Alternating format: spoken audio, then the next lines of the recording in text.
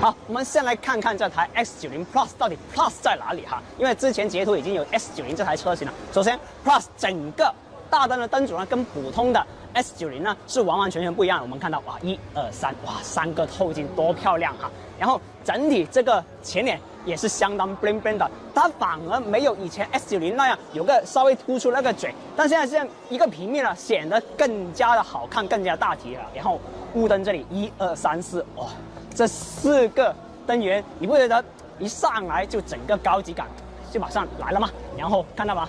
雷达会是在这里，整个前脸呢，整个前脸说真的哈，比以前的 S90 来的更加高级，所以就 Plus 第一点就 Plus 在前脸了。我们再来看看整个侧面哈，然后 S90 Plus 其实它在侧面也会做了一点功夫，包括这轮胎，这是低配的10几英寸，高配的车型呢会给你一个20英寸轮圈，20英寸的哈，这个值得够大的哈。然后我们再来看看整个车尾的设计哈，车尾它其实整个灯组呢也是用上了一个全新的设计，贯穿式的大灯来了，然后看 Plus 就在这里，然后这里哈不是饰板哦，排气管是真的在里面的哈，看一下尾门。这个是低配，所以不是，还是电动。不是啊，这个低配不是电动。哎呀，操！好，我们看看啊，这个是5座车型，所以我们看到，整个储物空间是相当好的。你看这里，放点私房钱没毛病了，然后把它盖上，你老婆就不会发现了哈。然后外观上我们看到的变化就差不多这里啊，我们进去内饰看看。进内饰前发现一个小东西，看。整车终身质保啊，合资品牌哪里能给你啊？说着自己就觉得香了是吧？进入 S90 Plus 整体的内饰，我们看到12.3英寸的双联屏，至于抬头显示是没有的，毕竟整台车它的定位是相对要比奇瑞的瑞虎8 Plus 稍微低那么一点点，不过该给你的东西还是有。你看这里空调面板也是触摸的，然后双联屏有了，然后这里。L2 级别驾驶辅助系统就 L2.5 哈，全部都给你了。这套系统我之前在 S70 Plus 上体验过，就真的相当好用啊！而且我们看到哈，这里会有个充电口，然后挡把也是电子的，电子手刹什么都给你了。重点是还有一个，看一下哈，捷途的车呢，无论是在 S70 还是 S90 Plus 上都会有，这里会有个小旋钮，所以呢，你打开了之后呢。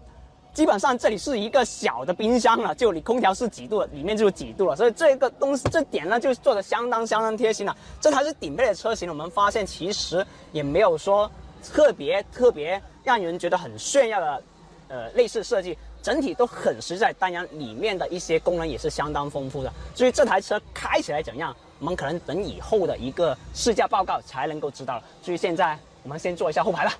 来，进入到整个后排啊，其实 S90 Plus。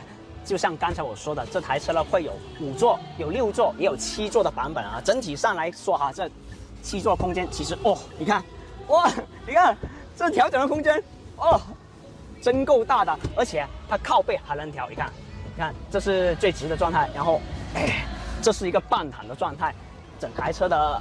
空间上、座椅上的灵活度呢是相当高的。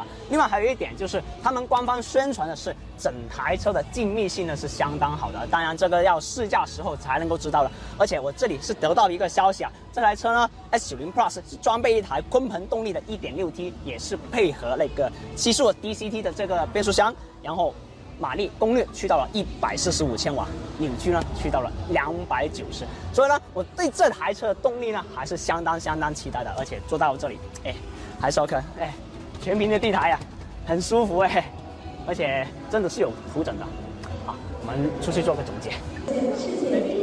你看哈，第3排空调都可以调风量，现在自主品牌真的你想到的它都给你做得到了哈。而且我们看到它整个第3排的空间就是这样的。当然了，坐满人它的行李箱空间确实会被压缩的，关键是真的像刚才我说的，电子尾门。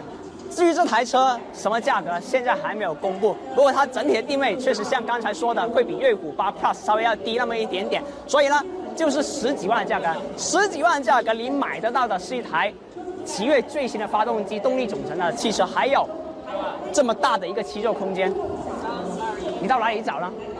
这是一个很不错的选择了。